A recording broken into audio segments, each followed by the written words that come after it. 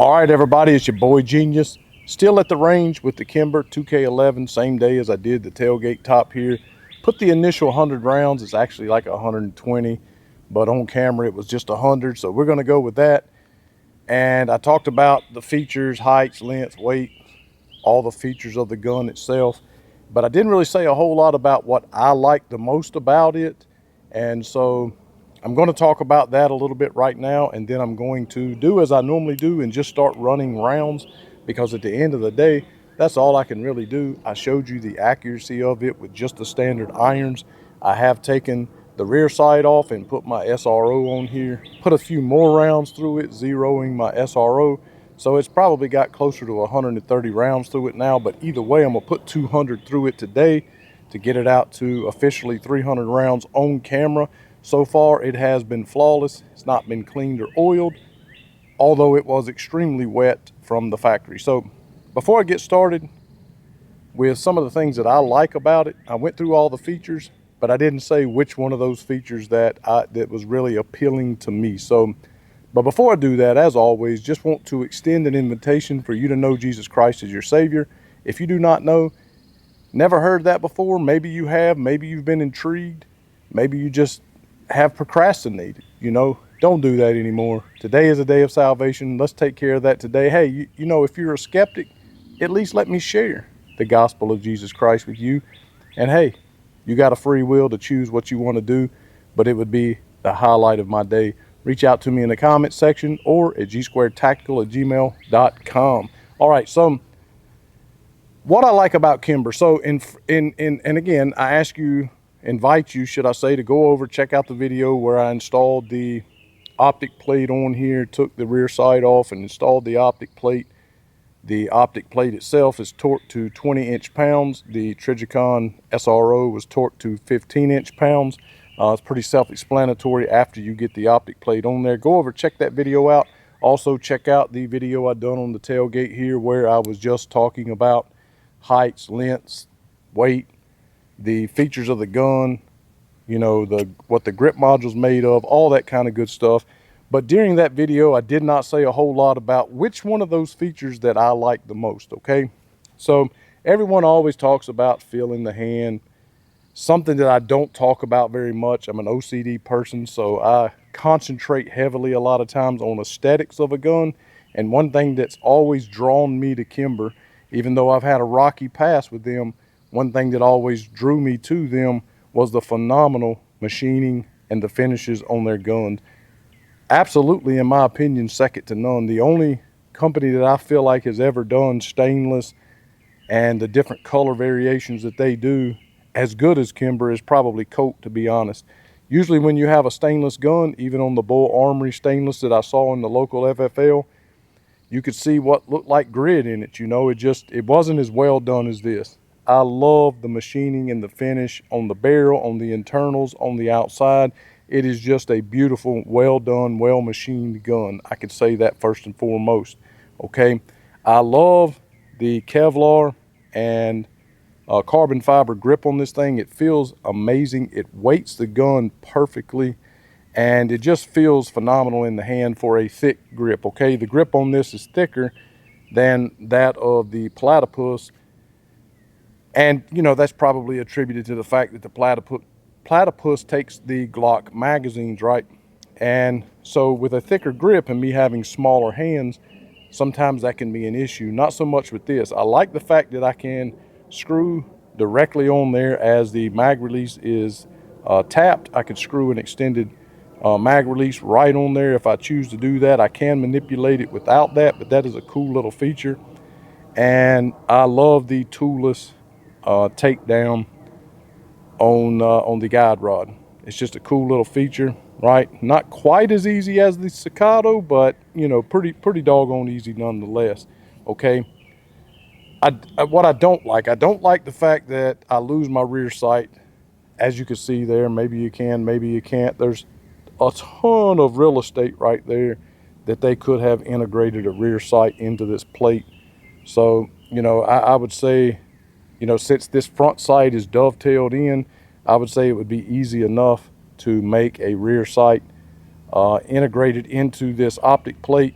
And offer a raised front sight, since that could easily be pushed out of there and put a raised front sight in there as well. But either way, it is a target model, race gun, if you will, competition. So I get it.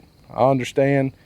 If your optic fails in those situations, you just lose the competition. You don't lose your life. So not going to harp too much on that.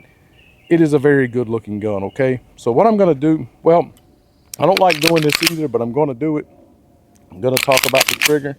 The slide is very easily manipulated, right? I asked my wife last night, because that's all she talked about concerning the platypus. It's just how she was able to get all tactical, and rack the slide like that. She's never been able to do that. Well, she was able to do that on this one, okay? She said, oh man, I don't know. It might be as smooth as the the old platypus. And so it is really, really smooth, okay? Very, very functional serrations on the gun. Once you put your optic up here, the rear serrations, not so much, not really functional anymore. If you're one that uses your optic to manipulate your slide, that's fine, you can do that. Lightning cuts up on the front here. But either way, the trigger on the gun, it's what you would expect. Mine was coming in around 3.2 pounds. I know this is not going to show up. I absolutely hate doing this, but I'm going to do it for you guys.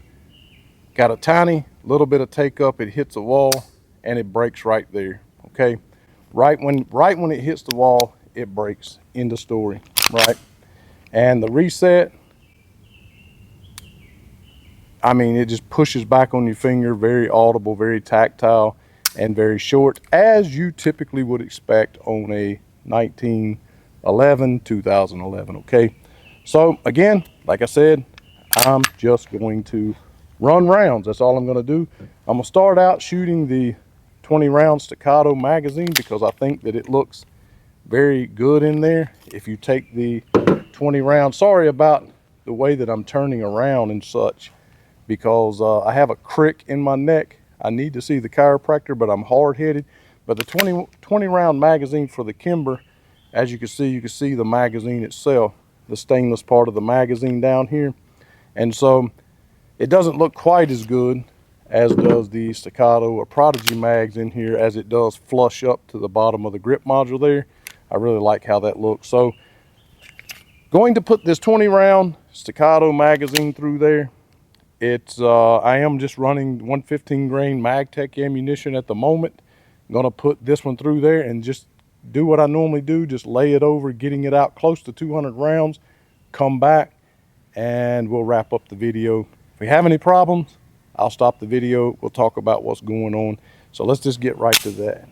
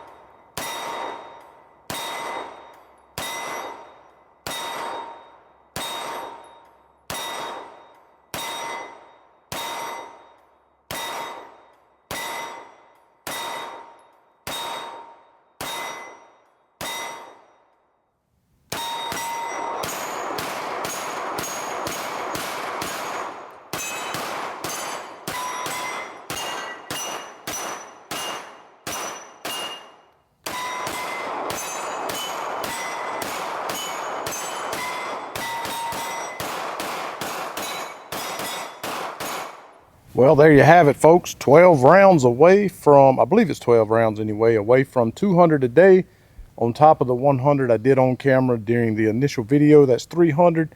Reality is it's been about 350. Still flawless, still not cleaned, still no oil. Still pretty oily from what was on it from the factory. It is beginning to get very, very dirty. I put those rounds through it in quick fashion. As you can see, stupid accurate, just as accurate as I shot with the platypus, no doubt. If you want to go over, check out that video and compare the two groups. Man, that was unbelievable, really, to be honest with you. So 12 rounds away from 200. It will be, as I said, 300 on camera. It's really been about 350. Again, still flawless. So let's put these 12 rounds through there and talk a little bit about it now that I've gotten to really get some trigger time with it. And still not ready to say whether or not I like it one over another. I guess I'll have to bring them out here and compare them. That's always fun. So let's just put these 12 through there and hopefully everything goes off without a hitch.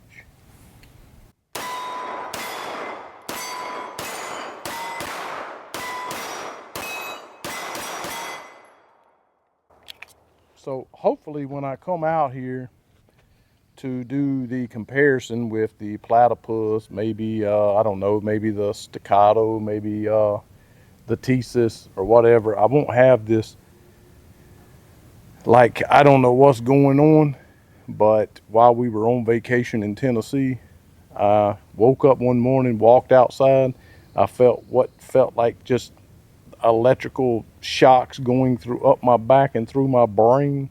And ever since then I have been stoved up and I've been hard-headed since we got back from vacation, and I haven't went and seen the chiropractor. So hopefully by the time I do the comparison, I mean, who knows, you know, I'm wounded is what I'm trying to say, and still doing that well with the gun. I'm definitely have a handicap today for sure. So who knows, it might be better than what I think. Either way, that's 300 rounds, really 350. It's just getting better and better as I shoot it. Okay, I'm gonna do another video today. I'm going to put some aluminum ammunition through the gun, and I'm going to put some steel ammo through the gun, and also some plus P. And because again, in the past, have had some issues with Kimber, either just not being reliable as far as, you know, ejecting, going back into battery, so on and so forth. Very ammo picky. All of this, as mentioned, has been either MagTech 115 or 124 grain MagTech. A little bit of Blazer brass was mixed in there. Nothing special, no hot ammunition, just standard ball range ammo, and it has been flawless. Loving it so far. Thanks so much for checking in and watching this video. Again, give Kimber a chance. I believe now more than ever with the two carbons, with the two Makos, the carbon and the original, and now this one, in my experience with it, and the KHX that I had that came around and became a beautifully shooting gun. Probably didn't say that right, but either way, I think that they are really starting to come around on the reliability spectrum. And so everybody's willing to give Smith & Wesson another chance for all the quality control issues they've had. So extend the same favor to Kimber. I've always wondered why they haven't. I have an idea. When it comes to some of the Smiths, I've had nothing but problems out of them, okay? But I have still bought their products. I just bought a Volunteer. I'm carrying a Bodyguard 2.0 right now. I've still given them a chance because it's a great American company, and so is Kimber. Give them a chance. Go over, check us out on Patreon. Consider supporting us $5, $10 a month so we can continue to keep doing this. There's no obligation to stay on. You can cancel anytime, but it will help go into the channel and buy ammunition to continue to keep doing this. Also, you can go to our website at gsquaredtactical.com, and you can make a monetary donation there by clicking on the three lines in the corner. Screen will pop down, pick a tier, and wipe out the inserted price there in the box and put in there what you want. Again, all of that will go back into the channel. If you can't monetarily support us, your subscription, your thumbs up, sharing us with your friends and family is support enough. Got gnats flying around. It's a little bit wet out here. But either way, it is a beautiful day that the Lord has made. Make sure you know Jesus Christ is your Savior, And always, to God only be the glory.